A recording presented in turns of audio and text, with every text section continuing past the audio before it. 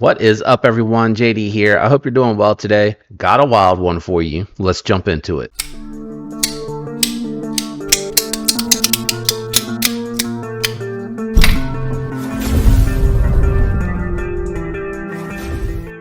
All right, guys, we're checking out a new model coming in from Remette. This is the Wild Species. I'm really excited to check this one out, and there's a little bit of a uniqueness going on with this one as well. So let's talk about this one. We got 14C 28N as your blade steel. Got a really unique finish on this one, but it's only available in one option in the budget offering. You also have more of the tactical style pocket clips on here, a little bit more left hanging out for you to be able to grip onto something when you take this one out of the pocket. You also have a very interesting steel liners, G10 inner orange G10 inner part of the scale, and then a green G10 on the outer piece with some black mixed in there. So you can see it's layered G10, and it's very unique the way that they did this. They also have a FRN backspacer here for you with a lanyard pin, and T6 construction with T8 and the pivot, thumb stud action with a liner lock, and you have a front flipper on here. So very cool concept and premise for the design. I did take this one down since they sent it to me for me to check out and did a little bit of cutting with it. And, pretty good factory edge. I would say really good factory edge cutting through the catalog paper and then moving over to the cardboard. Nice geometry on here. It was a little bit more slicey than I thought it was going to be. I honestly thought this was going to be a little bit more resistant going through the material, but it just absolutely destroyed it. And then, it has an okay drop point. It was okay with it because it has a little bit more of a beefier tip going through there for your detailed work. I would probably say that's where it struggled the most, is going through the cardboard because of the thicker tip on here. So definitely more outdoorsy vibes here. Feels like a hunting knife. Has a little bit of a tactical vibe to it for sure. But again, I would say more of your outdoor, more of a hard use type of knife. It's got thicker scales on it. So, you definitely feel that beef going on in the hand, or at least it's not as chamfered around the edges to make it feel really thin.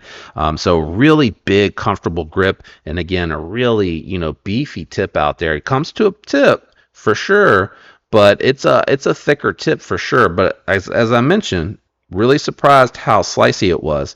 I don't like I'd rather have it just been stone washed or static washed than the bead blast on here. That's not really my favorite, but 14C28N is highly corrosive resistant, so it should deal with that nicely. I was a little concerned about that lock bar access. It's a very small notch on there. You can barely see the liner past that little notch, but you can see they did scallop it out, so you can get to it very easily depending on how you like to disengage. I had no issues getting to it whatsoever, so I would say it was good. Would it have been better to have a little bit more access to the lock bar? Truth be told, yes. Sometimes you see like there, I have to kind of double hit it to make sure that the blade doesn't drop to me. This one here, more on the guillotine side than it is on the shaker side, and it has backed out, so that might be part of the problem. I haven't checked it in a little while, and I've definitely been using it for a few days. Yeah, that backed way out. So let me see how far I can go. You guys know how I do. Yeah, that's too far, JD. I'd rather it be a little tighter than loose. All right, that backed it out a little bit there. Ooh.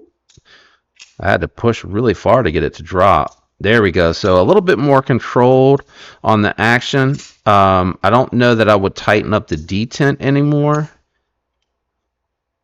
Yeah, that's a little bit more controlled. That's a little bit better. A little bit more my speed. You got thumb stud action. That's really nice here. Very solid detent. Very satisfying means of deployment. Very easy to reverse flick.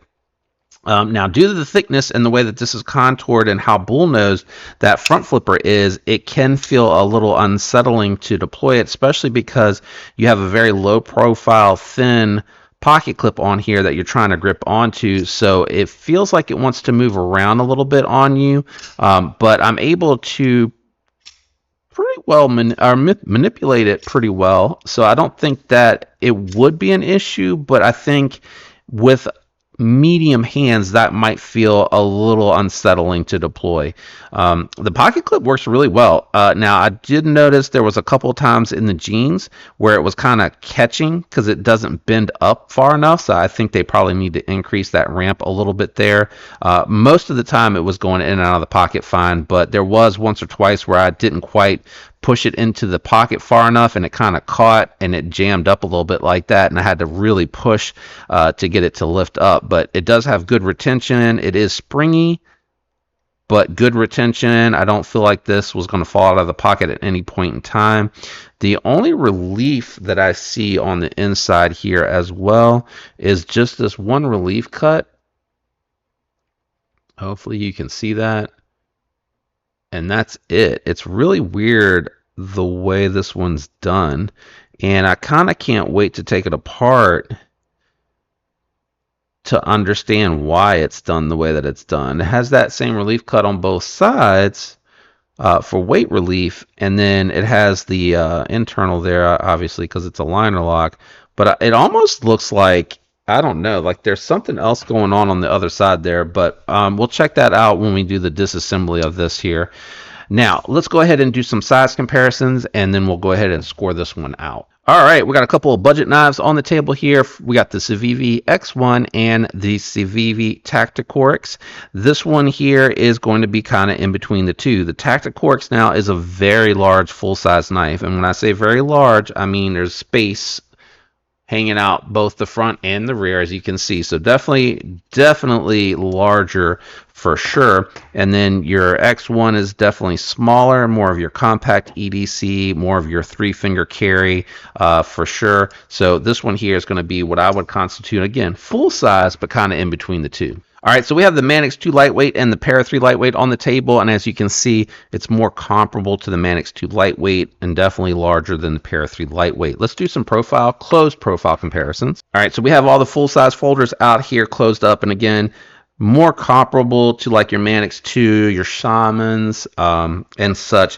And the Tacticorix, again, a very large, over 8-inch knife, so it makes it look like it's small, but it's actually definitely a full-size one. Let's check out the profile, because I was talking about the thickness on it, and there you can really see the difference. The Tacticorix coming in, sorry, it's sliding around on me. I'm trying not to let it move. Coming in thinner, even though it is a bigger knife. So that's where I was saying you can really feel the fullness on there. And then same thing with the Manix 2 Lightweight. You can definitely see the steel liners and then the multiple layers of G10 really adding to the thickness of that. And that's where I got that outdoorsy vibe. Let me grab the scale and we'll check the weight out. Scale is out and on and centered now. I'm guessing this is 3.5. Feels like 4. Oh, 4.5. Well, there you go. So that's definitely something that's very interesting there. I'm going to crack it open real quick and we'll just take a look at the inside. All right, we got the mat out here. I'm just going to take it apart real quick and jump ahead. I have Weha bits and hardware here that I do recommend. Definitely confirming T6, T6, and then, yeah, that's T8. So let's go ahead and take it apart and see what's on the inside of this. Oh, and the lube, cleaning materials, all of that stuff linked down below. When you use my links, it really helps the channel out, so thank you for that.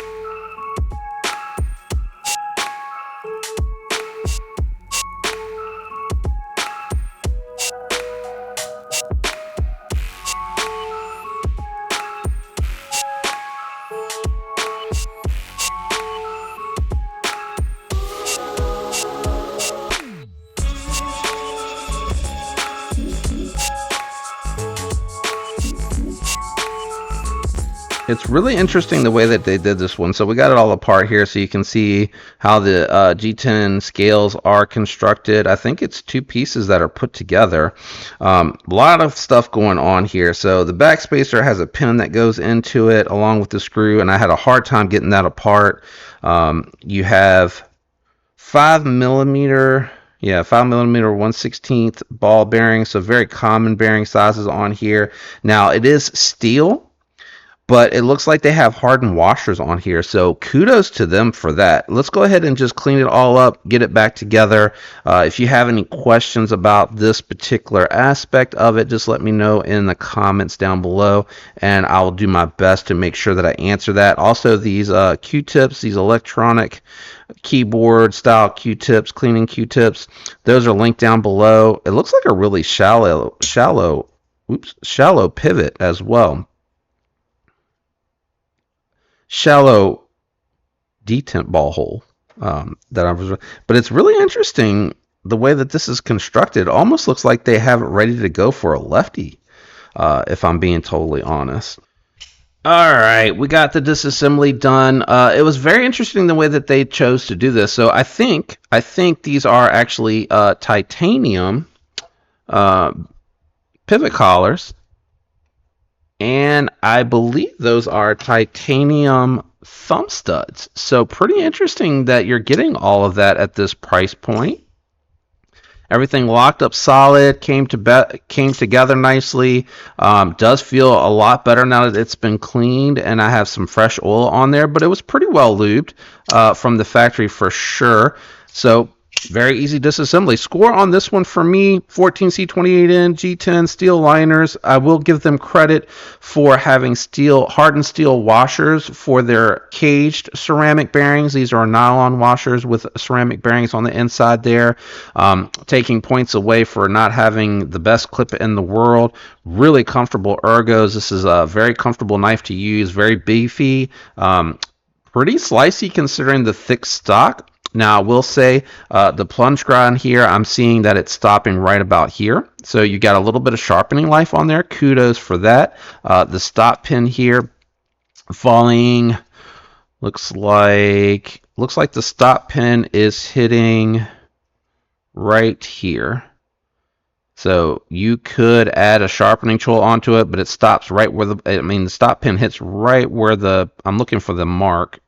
Stops right where the plunge grind stops. So not bad at all considering what you're paying for this knife. I'm probably going to go 6.2. I think I'm going to go 6.2 on this one. I like the design. Flipper tabs a little awkward. I think with smaller hands might not be that great. Thumb stud action, fantastic. Good ergos. I like 14C28N, very serviceable. You just gotta hone and strop it. Anytime you hard use it, it's not gonna keep the sliceiest edge as you saw in the cutting that I did earlier when I stropped it back up. So the ergos, great pocket clip. Works well, but I think needs to be improved a little bit, and it's not quite deep carry. Also not reversible. I think that might be a little bit of a miss for me. It looks cleaner without it being reversible. I get it, but it's a budget knife. I'm not too worried about that. And then fit and finish on here is good. Action's good. Just a solid knife. Like I said, this to me would be a beater. You could definitely daily carry this one too if you worked out in the field or outside a lot, and definitely would be good for the garage, keeping it in the car, throwing it in a backpack if you're going camping. This definitely feels like you could do some whittling with it. Oh, that's one thing I forgot to do. Let's do that real quick. I forgot this is my knife. All right.